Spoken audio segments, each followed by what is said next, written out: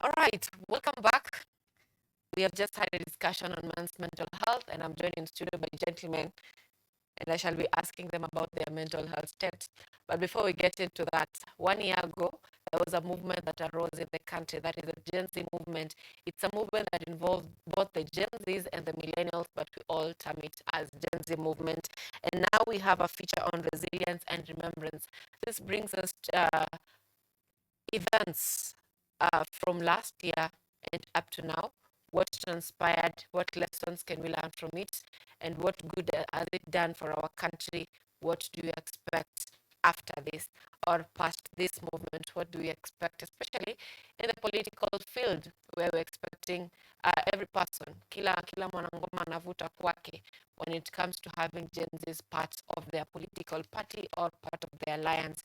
So that is what we're going to be looking at right now, a feature on resilience, from resilience to remembrance. Coming up after that, we'll be having the newspaper review.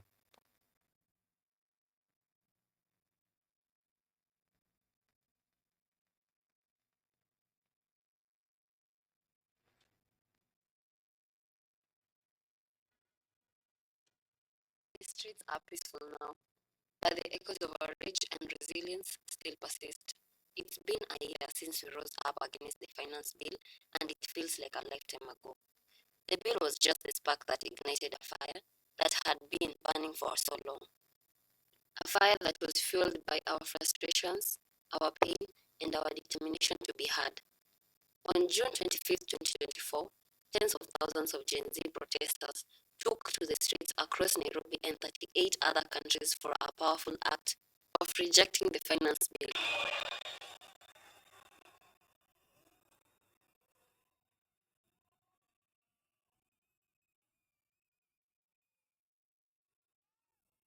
We were the youth, armed with nothing but our conviction, our courage, and our voices, but we were met with brutality, violence, and loss of lives that will never be forgotten.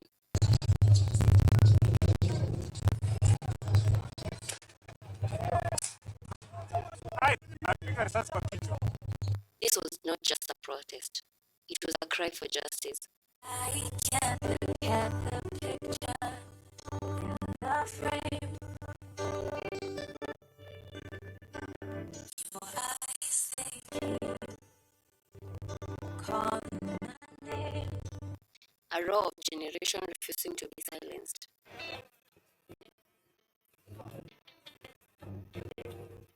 The 2024 demonstrations were about years of frustrations, broken promises, and stolen futures. It was just the youths rising and demanding to be seen and heard. In the streets, we found more than resistance.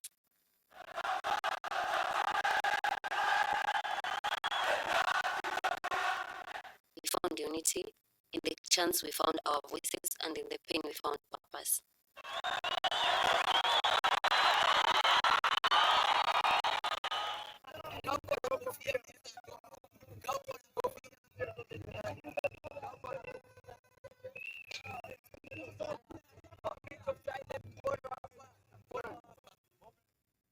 Albert Ojwang's face is stuck in our minds. A young man with dreams, hopes, and a future that was cut short. His story is one of the many that haunts us still. We carry his name not just in chants, but in our hearts as a reminder of what was lost and why we still fight. The powers that we thought could silence us just made us louder. All they did was fuel our anger.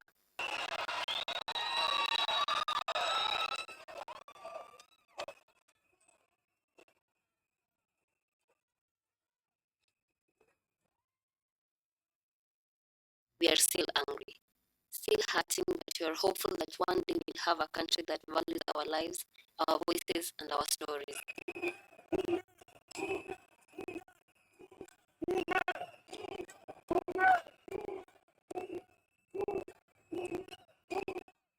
On June 25th, 2025, it marks the anniversary of the Gen Z uprising, a day meant to honor those we lost, but instead, the same pain returned. Peaceful protesters were beaten and lives were taken.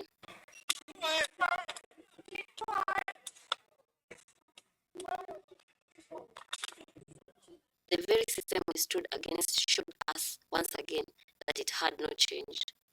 Yet, even in the face of fear and violence, people rose.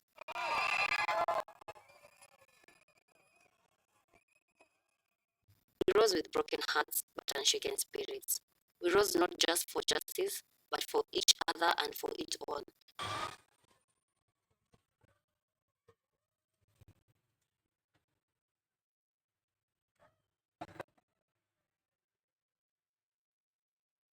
We still believe in a Kenya where voices are not punished but protected, where dreams are not buried but built.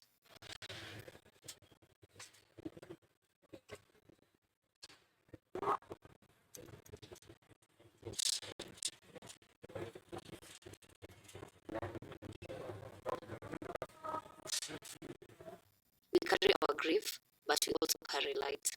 We'll keep remembering, we'll keep resisting, and we'll keep rising for a better tomorrow.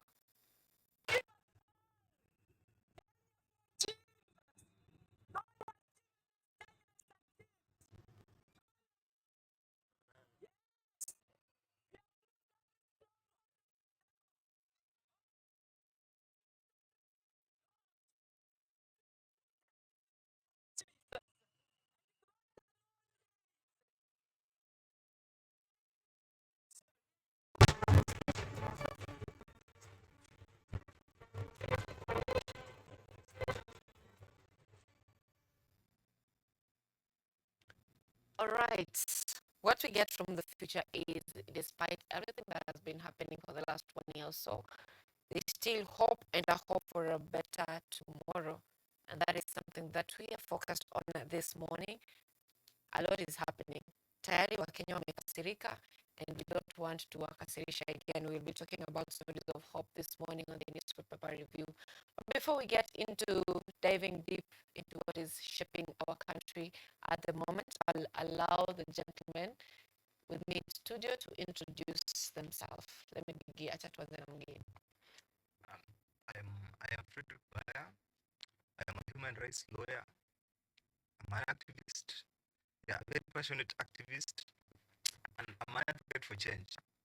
Yeah, So if you're an advocate for change, that means you believe there is hope. I believe there is hope. That's a great point to start from. Yeah, thank you very much for this opportunity once again. Let me, I'm not an advocate, but I would also today brand myself as an advocate of hope or advocate for hope. So it's a nice morning, and the conversation is around hope. Let's champion on it and work with it, and let's see if there's actually hope for this nation. I don't know if there's hope for this nation, because if I look at the dailies, okay, I say there's hope, and I'm also the one doubting if there's hope. If we look at the dailies, we have the two papers, the Daily Nation and the Standard, both of them having negative headlines. The Standard is having a health story, share scandal, the effectiveness of Kenya's most expensive healthcare system, put in place, this is the Daily Nation, put in place to remedy the theft of taxpayers' money that plagued the defunct NHIF has been put to question after some 31 hospitals across 13 counties were found running elaborate deception schemes involving double billing, fake outpatient claims, forced and ghost admissions, as well as pre-authorization code abuses. The revelation of the scam could just be the tip of the iceberg. That is the Daily Nation. The Standard is talking about where is Gangui, the blogger who was last seen on the 21st of June 2025. Now let's begin this discussion on this note. We have the young generation mostly, because that is a story giving prominence on the Star. The young generation is keen on holding the government accountable. And one of the areas they're saying, or the area that the government is saying has worked in reshaping it to function, is the health sector, the education sector, and should I say the housing sector? Yes, those are the three main areas that the government is looking at. So the health sector, a highly contested sector with the introduction of SHA, which was supposed to solve the problem of corruption. Right now, as we see, the watchdog anatuambia kwamba 13 counties: Kakamega, Homa Bay, Vihiga, Kisumu, Wajir, Busia, Bungoma, Nairobi, Kiambu, Mandera, Kilifi, Nakuru, and Kajiado. They are having problems when it comes to accountability or prudence when it comes to managing our funds. One may think that the government was not ready. You see that situation where you want change but you're not ready for change. Unataka kuanzisha biashara, umeona okay, biashara inafanya kwa huyo mtu mwingine, maybe kwangu pia itafanya. Then you begin it without a plan. We've seen that situation in SHA, and that now CBC it will be changed to CBE because apparently there are things that are not working right in the country. One may think that the government is making changes without knowing how to execute them or how well to execute them. Blosman, from where you sit, you think that we should be trusting government with introducing new programs because it is barely a year since SHA was introduced and we already have 31 hospitals recording cases of corruption? Well, there's a problem of starting new things because it takes a grace period of giving the ideas to actually come to implementation. We're talking about just talking about a small organization. We're talking about the whole nation. Maybe it might work in some counties, other counties maybe it will be a problem. And then the nature of Kenyans, especially people in the country, we have these characters of who are fraudsters.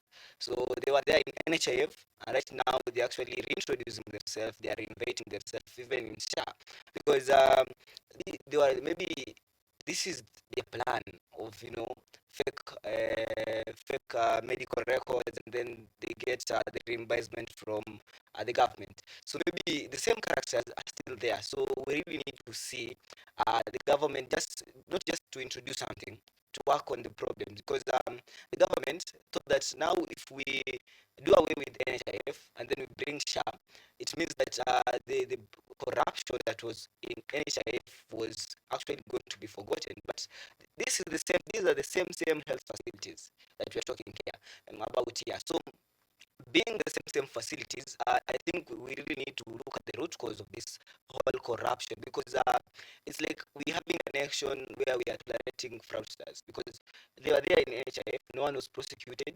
In fact, some of the hospitals were they were registered from NHIF, and then later now with SHA and Chief, they're actually back and they're actually doing the same mistakes. So I think we really need to have a direct, I mean, a different direction on how we are handling this.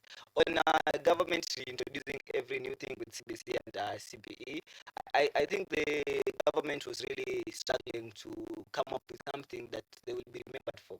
A new idea, a new identity, maybe the Kenya Kwanza identity. Leave alone, with Uhuru Kenyatta, political now, Uhuru Kenyatta had his own identity as a president.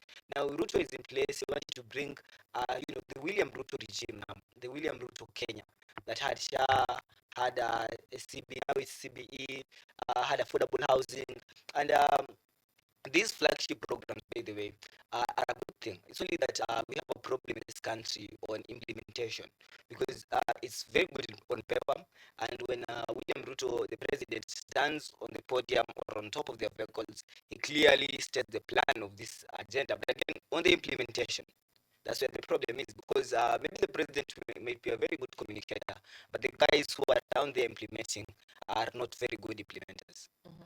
Is it right to say that the government is selfish? Because if you're having a problem in your house, there's a smell in the house. Do you burn the house or do you look for where the smell is coming from? Because from where we sit, it's like there is just a plan to, my government did this, my government did this. But it's not looking at how is this benefiting the people. What people are complaining is we are having corruption in hospitals. Why not find the root cause of corruption other than finding something entirely new to, make your image, and in the end of the day, it's not even solving the problems? That's still my question to the government. But I think the whole problem with this system, it's not a William Ruto problem, it's a systematic problem that has been there. Uh, People believe, or the government might be believing, that when we reintroduce the whole thing, maybe people will forget about this this corruption. But again, we need to have a conversation on the same, because most of these hospitals maybe are owned by politicians. Some of these hospitals are even owned by medical doctors. Some of these hospitals, maybe if I may say, they're even owned by officials in the health insurance sector. So we really need to look at this problem, because it is more of untouchables. Yeah, we do this and there's nothing that will be done to us. And this is the reality, despite the side that you are there politically.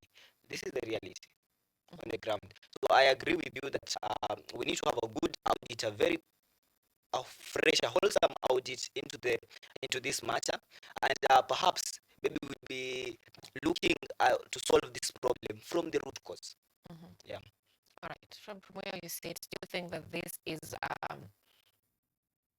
okay? It is a problem, systemic problem, but do you think the government is fit to handle that problem? Because we know that it's a systemic problem, and that's what we want it solved. But that's not what you're saying. So, what's your take on this? As at now, I think it's a paradox. We don't really. Uh, I cannot say we can really trust the government in introduction of new systems. For example, the SHA, because you see, if you want the people to trust you, you have to do your due diligence, right? So if you're introducing a program, you should have done your due diligence and you know how money will be moved, how everything will be done. So if you introduce a system, for example, SHA, and we see that, there's an elaborate scheme of how people can swindle, how people can, take advantage of loopholes, I don't really think the people can trust that. You see? So my take, I don't really think that we can trust the government in introducing new systems. That's one. Because, yeah, it is it's a paradox. All right. So, uh, this is something that the government should not be excused for. You think so? Yeah. All right. Let's leave it at that. The government should not be. If actually we add on something, but let's look at the good side of this project. The NHIF, we used to have very many cases, but right now, this is just 31 counties, so their success story. 31 counties, and not just less than a year.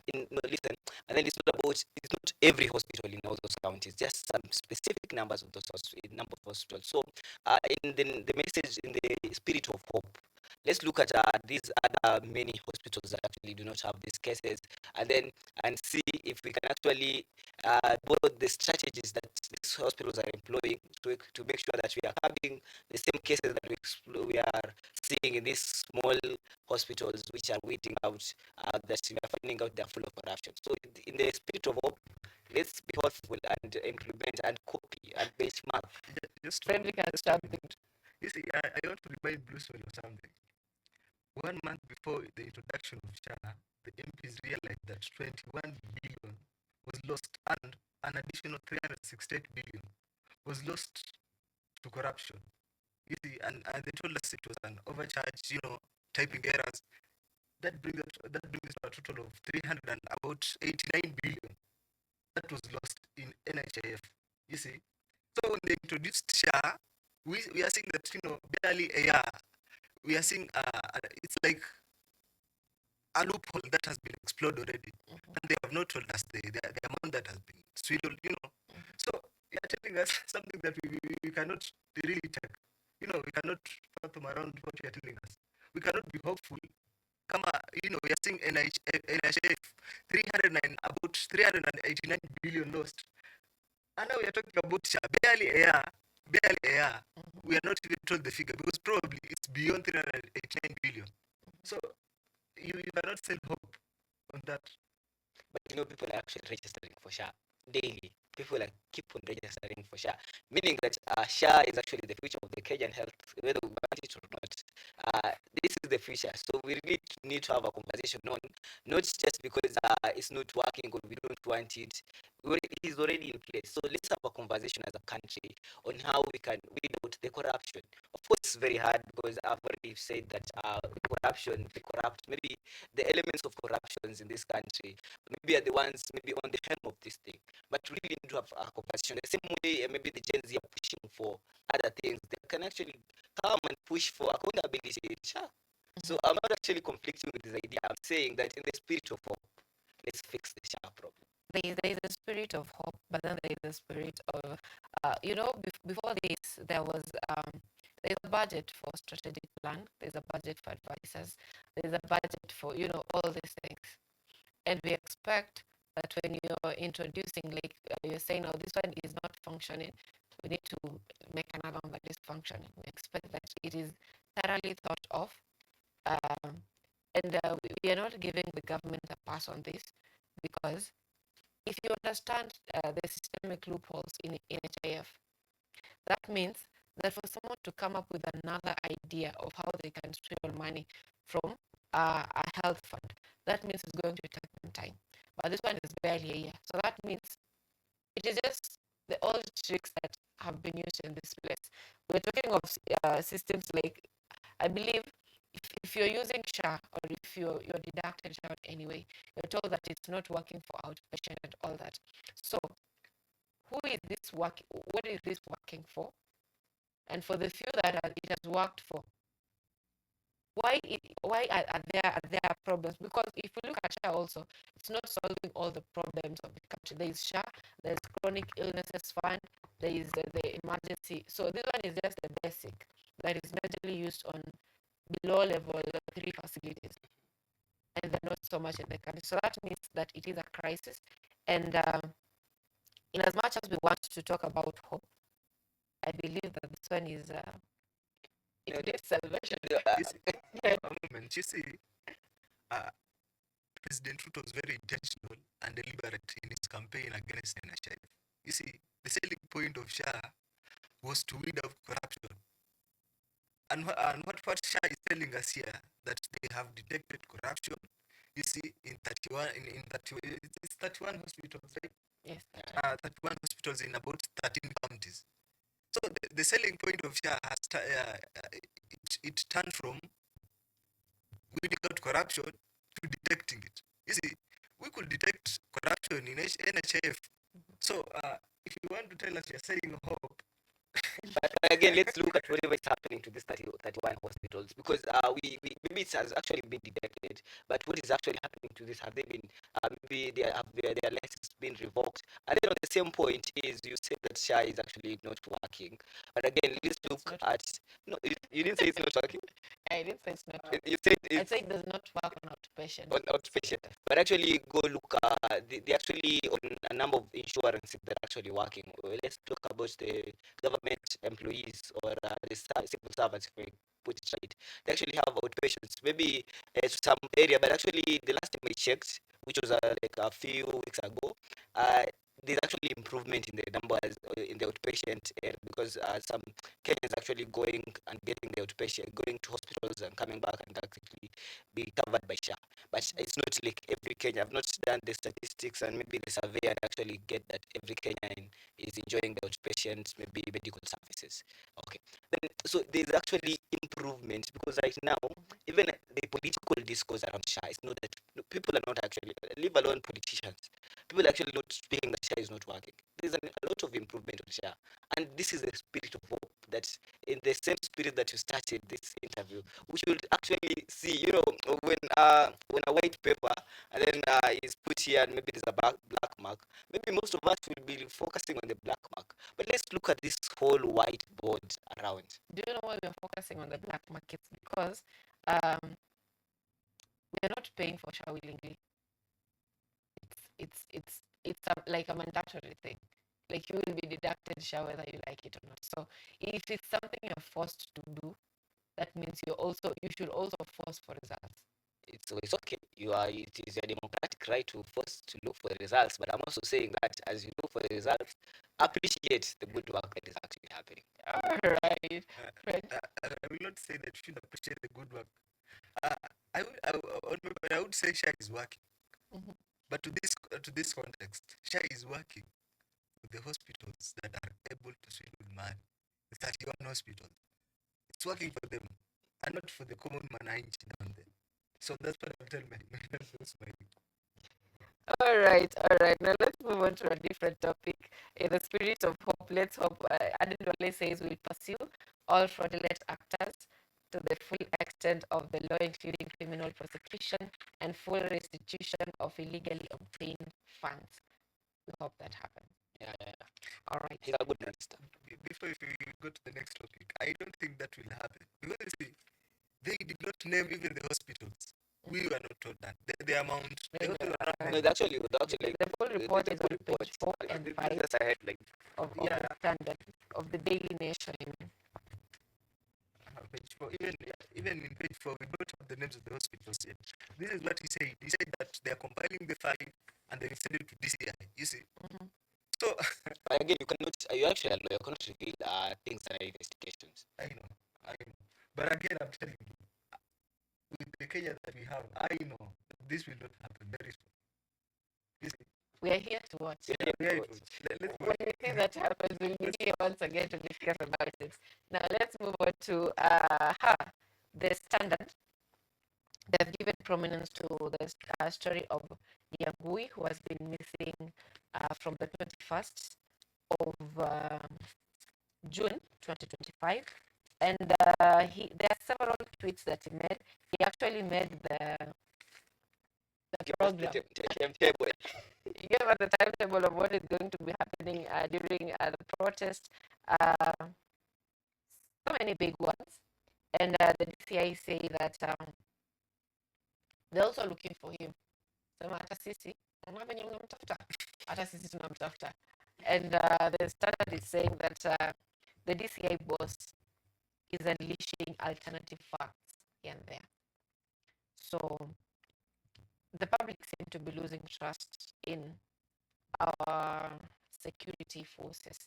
That is the DCI, the police.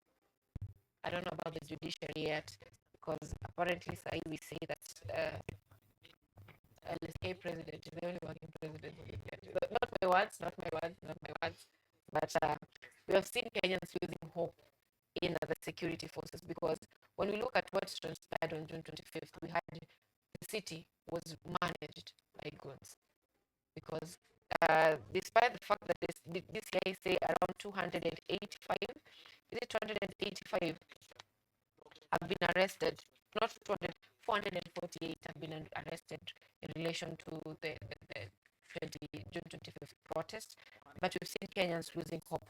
The case of Nyangui is another one, because right now, let me ask this. Are Kenyans misusing their freedom of expression? Kenyans are not misusing their freedom of expression. We must understand one thing. You see, freedom of expression includes the freedom, the right to offend. So, if an opinion is unpopular, it's unpopular to you. Not like it, let it be unpopular. But it's my freedom. I express myself. You see, so with freedom of expression, it has the freedom to offend. So if I offend you, but something that's a legitimate freedom of expression, you cannot say that somebody is misusing his right. You see, so yeah.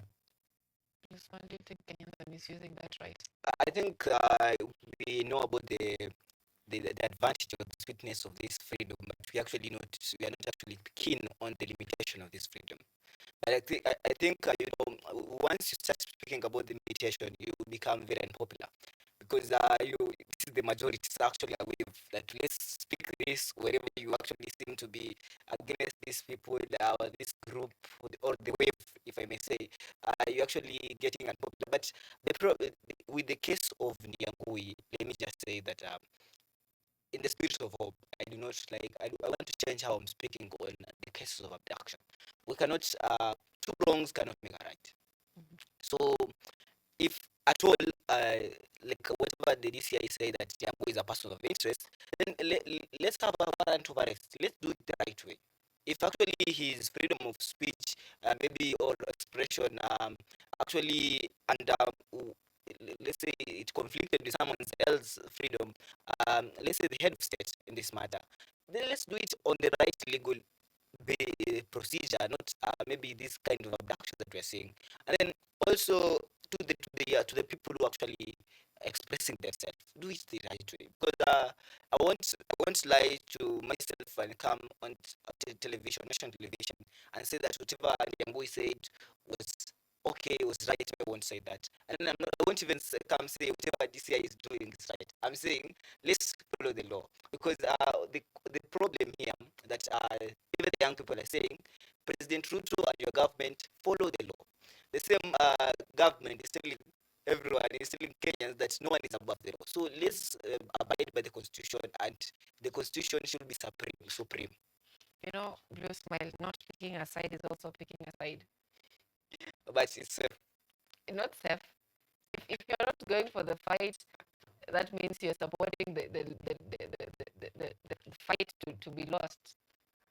but in this, Do you in think the spirit of hope and a better Kenya, because the national discourse right now is that we need to have a dialogue.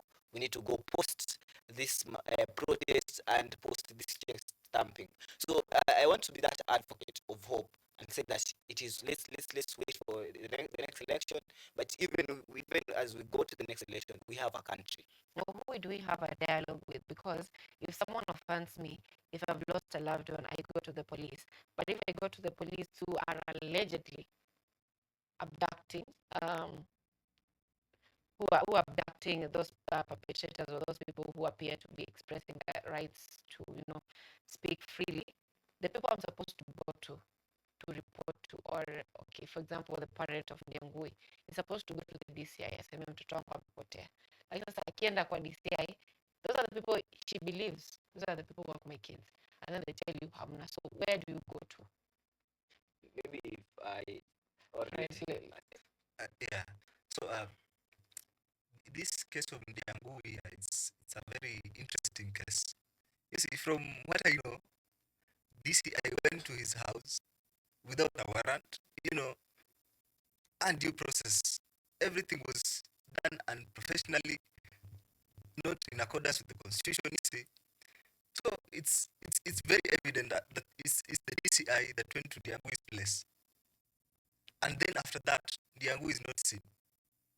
So you're coming to tell us here, you're telling us an alternative truth. Yeah, that we don't know where Ndiangui is. You see. So what should the parent do in this case? The second says the neighbors were threatened because they were told not to tell anyone what happened. After telling them I'm the mother is when they opened up and told us what happened. Exactly, that's the point. You see, so we are in a state of intimidation. The DCI want to intimidate people. They want to force disappearances, abductions. They want to force people to do things that they probably don't want to do. You get? So that's why you have the media, right? We have to do oversight. We have to check, fact check every time. If you say this, the next time you say this, in fact, is this correct? You get? We'll not let you go freely like some guy with alternative truths. All right, but as a country right now, are we safe? Because the media is like a watchdog. Yeah. But we've had a situation where the government said that they have a right, kuwazimia, Wambia, okay, nyinyi, enough is enough. Now, leo hamuonekani. Because we're heading in that direction. There is public intimidation, there is activist intimidation, there is media intimidation. So who is left to speak up for the country? The Gen Zs. The Gen Zs are left to speak for the country. You see, these people are forgetting one thing. The Gen Zs right now, I will tell you three things. One, the Gen Zs form about 60% of the voters. But if you combine the Gen Z and the millennials, we are about 60%. You see, second, we are very political awake. And third, we control the social media space. So they are forgetting one thing, that you cannot regulate a million over 30 million phones outside there. There are cameras rolling everywhere. It does not matter if you switch off the cameras. I mean, if you switch off the TV stations, we have cameras rolling all over. You get this TikTok, Twitter, and everything. So the state should not be. It should not intimidate media houses. We need free media. We need media that can really scrutinize the government. media that can tell the common man this is happening and this what the government is doing. You get, yeah. It's called the fourth estate, the fourth power after the executive and all that. Now we are still looking at the cases of the DCI. Um, let me not bring that up, but the DCI says that goods were ferried to Nairobi via buses, and it is something that if I look at it, if you look at the Mau Mau movement, it began as something that used to solve social problems. Personally, I have an aunt who says that before, this is just a short story, before she had twins and they separated with the husband, and then the only way that she could get the kids was using mungikis. So for her, mungikis are, a good thing because they helped her.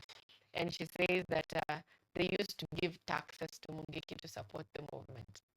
And she says that if it was managed well, Mungiki could lead well. But now, if we look at it from the governance perspective, people lose trust in the police because something like that, you ask someone who has ever gone to a police station, especially reporting rape cases, reporting domestic violence, they will tell you, kwa polisi don't go because watakwambia eka gari mafuta, things like that. So we've seen a situation, and those were goods at that time, they managed. What happened when the leadership ikasambaratika? We saw Mungiki is killing people, wanakuua na goreti, kichwa yako inapatikana Kikuyu, mguu inapatikana Rongai, something like that, because it's something that it's not controlled. Now we have a situation also where we have goons that are paid to, destabilize protesters or destabilize the Gen Z movement or whatever, the so-called demanding accountability. So we have a situation like that in the country. Now, right now, they're organized. And no goons are not loyal. Goons go to where money is. The highest bidder.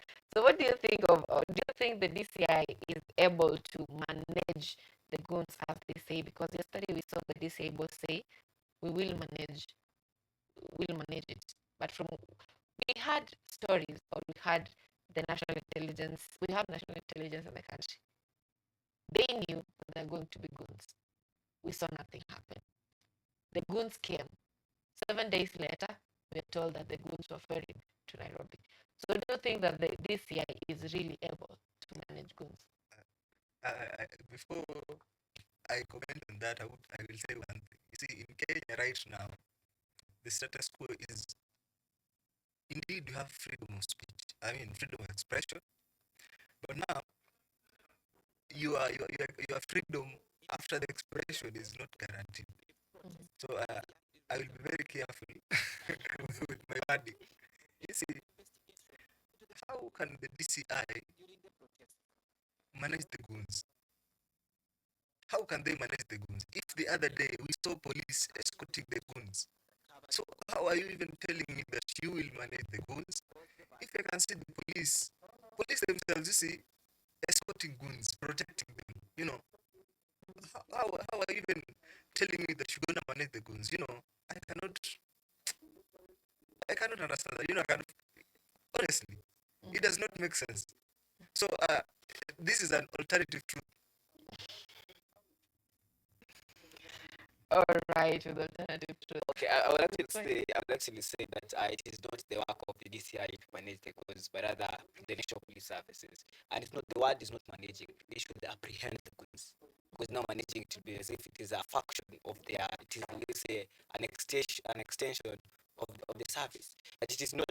Goons are goons. And as a good student of history and literature, I'll say that we ought to learn just not from our experience or past experience, but even the experience of our neighbors, and maybe the world. We see the situation that is happening in Haiti. We saw it during the Mungiki times and the clashes during the 90s. Because just you maybe think, maybe I wouldn't say colonials, but maybe you might think that okay, it's good because it is in the are people saying that for you to be a politician, you should have, let's say goons, you should have a gang, not just nationwide, but even in your constituency, that they can actually maybe do some errands for you, which is bad, by the way. So if that is the situation, and then now we are seeing it just not from the constituency level, we are seeing it even nationally, people coming with goons to the city, and then it's not just about what we are seeing. We can hear it's about what people are saying. They're saying that kikuza tutapatana na nyinyi. There's some leader actually who say that last time nilipata off guard, but this time mtanipata nikuwa ready. And then whatever we saw is whatever was the outcome of his talk. But in the spirit of hope, I am a reformed person. I'm saying that two wrongs cannot make a right. So we as Kenyans, we need to look at this situation and condemn it. And not just condemn it, we need to call out those leaders. Not just calling out those leaders. We need to say that this leader who orchestrated this violence, whatever the political side he is, we really need to mark him and say that this is not the Kenya we want. This is not the leader we want. That is what is happening, because you see, when you're having a country that is having so many guns or so many people who can be swayed, that means that country is having an economic challenge. Because if I am having work to do, you can't tell me that you give me 1,000 bob niende nipige watu. That is very impossible. So this is a governance problem. I wouldn't say it's a governance problem. I'll say it's a structural, really, let's say a sociological problem, the structure of our society. That we have the leading class, so we have the hierarchy, where on the top is the high class or the political class, then we have the middle class, and then we have the rest. So, most of these goons actually in the rest. As Kenya, maybe majority of the Kenya, we actually in the rest of this hierarchy, because these goons, it's not something that we just say that, oh, this thing happens. Let's look at the Albert Ojwang's case. What is the information coming to us that goons were actually paid and actually given alcohol, according to the confession by one Mukwana, if I'm getting his name right, the police officer who was in charge. He said that he was asked to, according to his words, if I may quote them, he said that he asked goons, he paid them alcohol, he was given some few thousand, then gave them alcohol, and then they did whatever they did.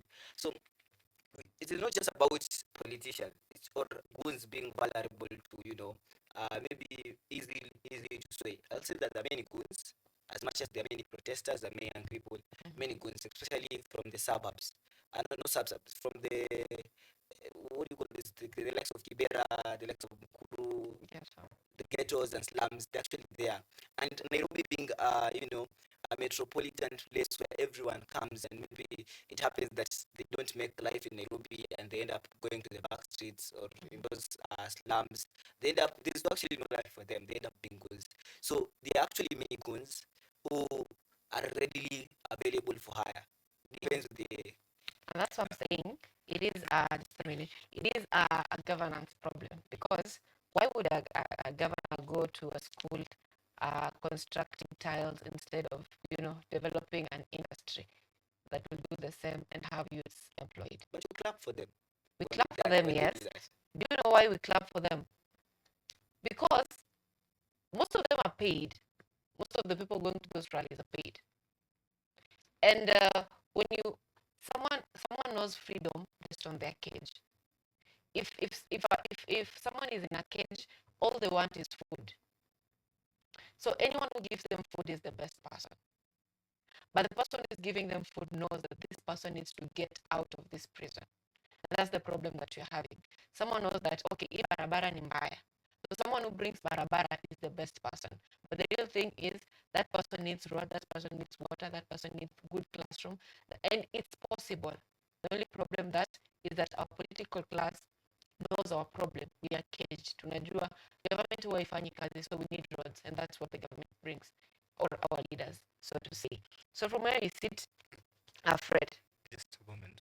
All right. I would want to correct my friend Blue Smile here. We cannot stratify Kenyans into classes, the high class, the middle, and the low class. If you're talking about Kenyans are all equal. If you stratify Kenyans, that means there will be some who cannot be apprehended, who cannot be brought to court, we shall see impunity. You get. That's why people be very free to talk about, to give alternative truth, because they know the Kenyans believe outside there is a political class. There is, I mean, the first class, the middle, and the low class. So it's very wrong to say so. No, actually not. Let me just elaborate from it. It's on the same point. I'm saying I'm not start Kenyans. All right. It's okay. He has corrected himself. I don't have to finish what He has corrected himself. All right. Now, as we conclude on the matters of police officers and believing in them, do you think that the Kenya will regain trust once again in the police? But I believe someday, not very soon, because we can see impunity. The other day, Ojuang died in police custody. But again, what do we see? The person behind it is not apprehended. I will not mention names, but we know very well the person behind it has not been apprehended. So it's just it's the small fish who are being fried, but the real big fish is somewhere relaxing, just watching the game how it moves. You get. Protection is not Yeah. applying. You get. So yeah, my freedom after this expression is not guaranteed. So I will not mention names. You see. So gaining trust again, it will really take time. Yeah, it will take time. You see, the police are forgetting one thing. This war is not against the general public and the police. You see, the police should protect the people. They themselves are the adversaries. So how do you tell me I will trust somebody who shot my son point blank? You see, like the guy who got mask. It's yeah. You see, he's dead. You see, will I really trust the police if you killed my son? You get. So this is a bit personal and emotional. Trusting the police is a question of time. But I think with the right structure in future, probably not in the near future though. A very long time from now, we'll trust the police, And but do not you anytime think, soon. now that you're talking of police, do you think, in the spirit of mental health, I mean, do you think the police act out of frustration? Because recently we've seen their lunch budget has been scrapped, and now apart from living in poor houses, now they're not having lunch as well. I do not want to defend the police at all. You see, these are elders. I mean, adults, not elders, but adults. We should not victimize this police, saying, oh, the police are not paid well, they have housing issues. And these are people with ego. They are blind, they have been given power and a gun, so they are blind, they're drenched in power. They want to show people that, probably, this is very wrong to say, but let me say it. You see, who do we see at the police? You see, somebody says, I did not make it very well, probably in education and, and in life. So you see, I have to show you that I have power now. I control it. That's why they use their guns. You see? So I don't really want to defend them at all. Let them be held accountable. Let them be accountable. Let them suffer the consequence of their actions. If they shoot people, let's come for them. I will not defend the police as at now. The status quo as at now. Probably in future I will defend the police, but not now. All right. Ruthman, do you see Kenyans having hope in the police? And first of all, I would actually say that it's actually not the police whose lunch budget was actually scrapped off the army. Yeah, Because the police do actually not have a lunch budget. But I hope even the nation or the government might consider giving them a lunch budget. But again, the problem here is not about the relationship, because since I came to understand maybe myself, I've never seen a situation that maybe there's a good relationship between the public and the police. Every time now and then, we actually have these cases where we have the police and the general public actually are in conflict, because one party wants to be superior, and then the other party is telling the police that, you know what, we are the people, we are the one who get this power, and a lot of injustices, leave alone whatever we're saying now.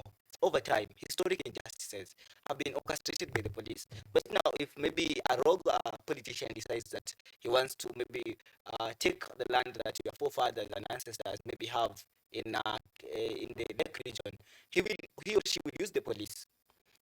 Today, if there's any errand that is actually done by a rogue politician, the key word here is rogue politician or rogue, anyone rogue in power, he will use the police. And what does it come? People, the general public see the police as the enemies, not the politicians.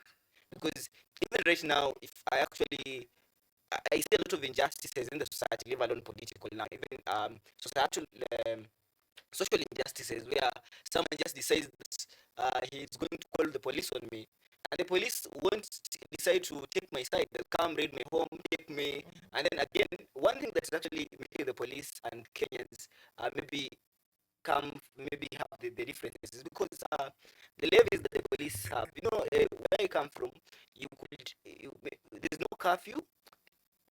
In the night, police come do their patrol. They actually arrest you, ask you whether you have the ID. If you don't have the ID, you ask to pay some money, and they take you. They just write charges on you. Maybe you actually you don't understand that you can actually call a lawyer, and maybe you can get out free, and you end up paying a lot of money. So growing up, there's that relationship of like, I fear the police.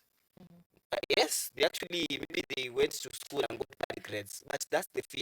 It's a societal fear, and the young people have actually come, and that's one thing that I love the young people. They are very unafraid, very brave. I tell them these young people, this police, that yes, and sadly, this police who actually do most of these injustices are young people, are also young people. Because it's more of chin stamping. They have become the politicians now. They're like, no, you can't do it. The same, whatever he just said. The same thing. Just a moment. I want to use the very word that he used, check stamping. You see, I said I will not defend the police. Who are the police? You see, these are people who did not have alternatives to say. You see, kwa maisha walichapa kazi kidogo, it's not working for me. So, kuna police recruitment, let me go. And who are these people who are going to those recruitments? You see, in school, probably, they don't do very well. You get? So, if you're talking, these people are just stamping, they're bullies. And this is how a bully works. A bully cannot cannot compete in an intellectual conversation, in an intellectual level. So what they do is, you see, I have to use my physical strength. If I'm a bully, I'm a bouncer, and you're better intellectually, I will have to use my physical advantages over you. So the police, the same way, you see, they have a gun and they have power. So they're like, you know what, I can arrest you for very flimsy reason. Probably you look suspicious.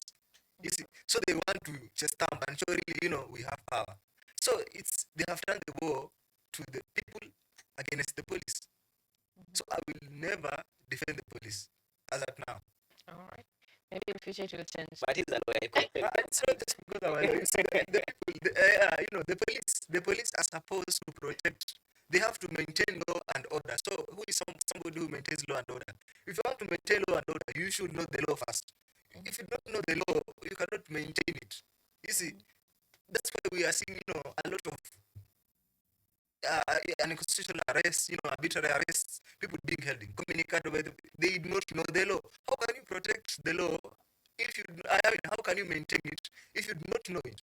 So we should be organized. We should get police who are educated and not just people probably somebody who got a D plus. It's wrong to say, but you not just get somebody who probably got a D plus or a D minus or a E probably becoming a police officer who cannot comprehend, cannot understand. Even if you give them constitution, read what does sovereignty mean, they do not know. They actually train. What does actually? They train how to apprehend a suspect. They train how to apprehend. This is how you do. If you go there, take the cuffs, you do this. That's the training. It's not the law. You get. All right. The government has had I wanted actually to add something in the spirit of mental health. I think there's a point here because actually the training these people go through in Kiganjo and other police training areas. According to stories coming out of there, they actually tough trainings, lethal. So, what does this training have? The impact of this training on this young officer. So, he's trained to be a beast. He's trained to be maybe someone who is actually very lethal from the training. So, the mental health perspective that they need to be very emotionally intelligent. These young people who are coming from Kiganjo and other places, it is actually from the observation, they are not emotionally intelligent. The case with Boniface Kariuki, I do not know whether there was actually maybe verbal altercation, but the police were supposed to be the bigger person in this picture and not to maybe overreact because the guy was just a mask seller or a hawker. So there's a lot of what is coming to our side, and maybe from observers and an observer's point is they lack emotional intelligence and they are not maybe mentally healthy to actually exercise hold guns. You see, as we you see, conclude the issue is not about emotional intelligence here. You see, you have a choice whether to act right or not. You get me? So you cannot tell me, I was a beast this time, or I did this, it was wrong because I was not very emotionally intelligent that time. You had the choice to do what was right, but you chose deliberately. You get? You chose to do something that is not right. Then you are telling whatever is telling us, blues my leaves, we have to normalize. If we see the police beating up people, they have been trained to be beasts. That's wrong. They have a choice. That moment that they have to beat that person, in their mind, they have a choice to do it or not to do it. But they still chose to do it. You get? So we should not be defending the police at all.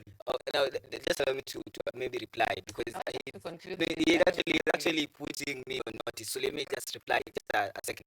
First, I'm not saying that we should just take notice of that this could be a problem and maybe add it when training. I'm not justifying the acts of the police. Again, the problem of the police is not just one police person.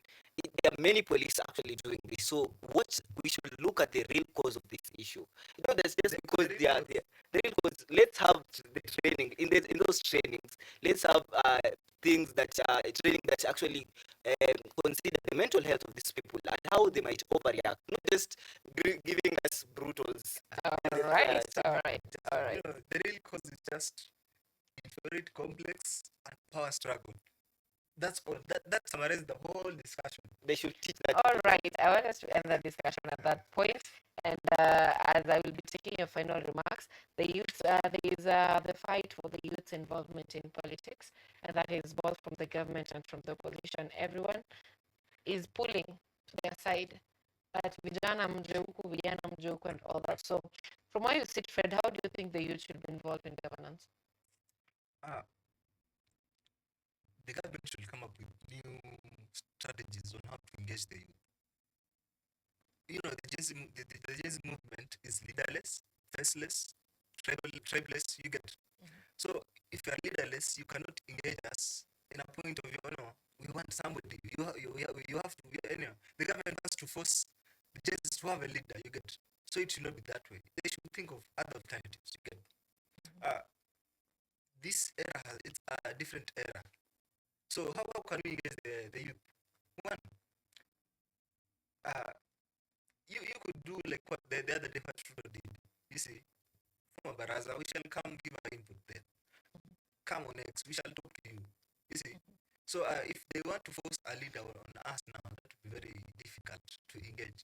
But as at now, we really need dialogue. We really need dialogue. But the structure that the dialogue should be, it should be the first one with the government. As in having a leader, a leader is first one, give us a leader, give us a leader. So that leader can be compromised somewhere in closed rooms. No, that's not what we want. So let them think of something alternative. Because it is, right now, it's very possible. I mean, it's nearly impossible to get a leader from the jazz movement. Yeah. All right, how do you think it should be involved in governance? First of all, as a political reporter, I'm actually interested to see how this Gen Z movement will be going in the hunt for into the 2027 election. Because right now, if it's this organic leaderless, I do not know how they'll be organizing themselves. Maybe we'll see, maybe just an idea from one person sharing on next that this is the way, and then others follow. And I think having a leader is good. It brings about, gives you a good direction, because we've seen with political movements like the ODM movement and how it has been doing. Okay, so as I finish up on youth being involved into politics, it's very hard for them to be involved because there's no good structure. Whoever wants to involve them does not know where to start, I'll say. And when we talk about every politician wanting this movement, it is more of the opposition is actually after this movement. The opposition actually feels there's actually a politician who went on TV and then he said, I actually have the Gen Z. So I was actually asking myself, how does he know that he have the Gen Z? Because the Gen Z are quite, those are those people who can say, we have you today and tomorrow they criticize you. And the Gen Z, the kind of people being pushed by the Gen Z and the likes of Omtata and Maraga, and they actually don't seem to have the political wave. So if the Gen Z really want this movement to maybe lay the side of Maraga or Omtata, they have the right to do it come to 2027. So I actually say that it's actually very hard for this relationship between the young people and the politician. It could be one of the hard political tasks, and we actually need strategy. And it's something that I wouldn't give an opinion because it's something that's actually in in progress, and I'm just an observer waiting to see what will actually happen. All right. He was telling us about the Gen Zs are pushing Maraga, and the likes of Omtata. So he's telling us, but they don't have the political wave. I want to remind him that the Gen Zs and the millennials form about 60% of the voters. You get. So if you cannot tell me they don't have the political wave, these people, the Gen Zs and the millennials, 60%. That's a lot. You get. They might be 60, but do they vote? Do they vote? And who will Now, tell them this is the direction? No, I told you three things there the other time. I said, one, we are 60%. Second, we are very political awake. And three, we own the social media space. And right now, because we're very political awake, we know definitely we are going to, it will not be like the other time. The other time, we had about 22.1 million registered voters, right? And only 14 point something million voted. You get. So that was about 60, I think 64, right? 64% of the turnout. You get. So this time now it will be very different. The registered voters will be about more than it might be even more than 40 million. You get. And these people are very political awake. Maybe if I may just ask him a question, maybe you can tell us now as a Gen Z, where will you go? Which political direction are you taking in terms of your leader? In Who will you elect as the Gen Z? I cannot speak on behalf of the Gen Z. You don't have an answer. Yeah, no, because you don't have an answer. You don't have an I answer. don't have an answer. You don't have I'm an the leader answer. of the Gen Z. You get. I'm just part of the movement. But to say so, it does not. I do not mean that I agree with everything that has been said with the Gen Z. You get. I'm someone who is very deliberate in thinking. Someone who is very objective. I look at things differently from how other people see.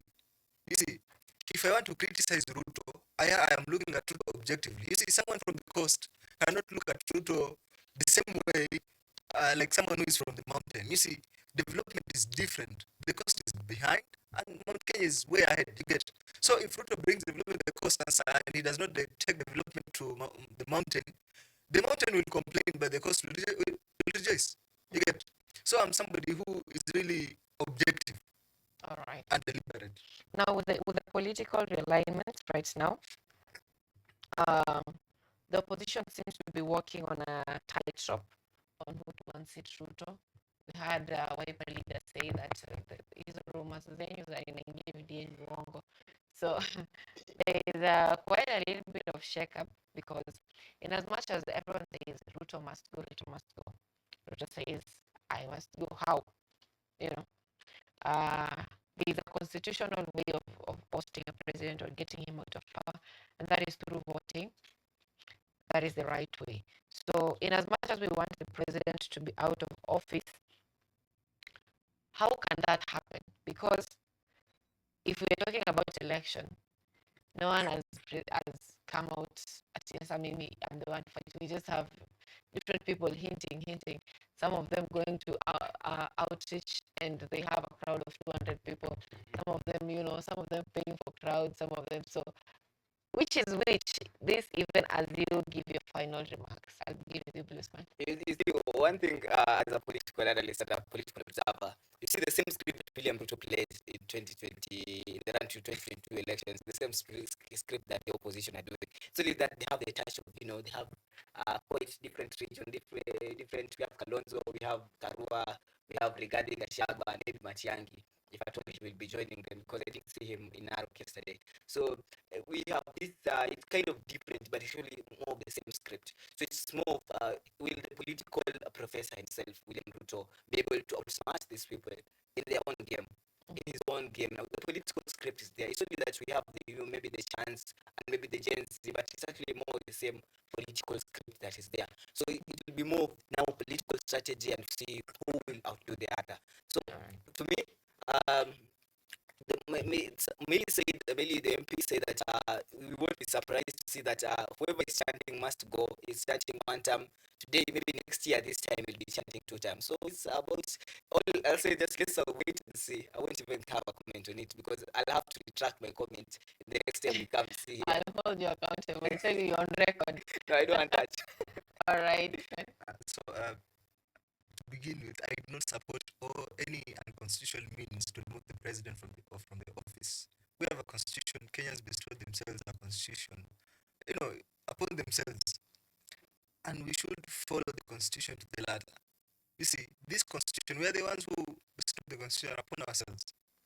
So, if right now you're telling us, we have to remove the president so that he can be a half-term president, do we really respect the constitution as Kenyans, as Gen Zs? You see, the constitution should be the supreme law, and its validity should not be a matter of discussion somewhere in court or whatever. You see, so we have to respect the constitution. If he is the president, there is no way we can remove him unconstitutional, whether we like it or not. We cannot go to the much to straight us to remove him. It's unconstitutional. So it's wrong to say so. You see, so the conversation should be, we should occupy the ballot instead of occupy the state house. You get? So we should wait for 2027. And again, to comment about, you see, 2 years are so many to give a comment on who the leader is. You cannot. There is nobody who can say definitively that who should not be the president. They are trying to create an impression that, you see, they are trying to create an impression that probably even if Ruto wins that time, they will deny and say, votes have been stolen because we saw the masses. But you cannot definitively say that Ruto cannot win. You see, 2 years are a lot in politics. So I will not want to give a comment on that because as at now, I don't think we have a very good candidate as at now. Not Rigathi, not Maraga, not Matiangi. With Matiangi, we had over 650 people from Rivayala, in Huru's regime. You cannot tell me the same person will be the president. You see? So I do not want to really comment on who will be the president then. Like Blue Smile says, I'm rich, you guys don't know what you want. The same thing Marara said, that the problem with this country is Kenyans. You guys don't know what you want. We know what we want. The Gen Zs want jobs. They want an end to police brutality. They want an end to this, total and blatant disregard for human rights. We know we want sustainable development. That's what we want. That's what we really want. It's probably. Let me comment something. You see, I said that the total voter turnout was about 64%, and Ruto got about 7.1. I think 1.8 million votes. That means he was voted by 32% of the total registered voters. So if you're talking about legitimacy, you see, it's like Ruto was not very popular. So most of the people in the movement want Ruto out. You get? All right, let's end this discussion at that point. We'll pick it up next week on the show, Biashara Tuesday. This has been Biashara Tuesday with Frederick Yamaya and Blue Smile Hassan. Thank you so much, gentlemen, for making time for us this morning. Until next time, it is goodbye from us.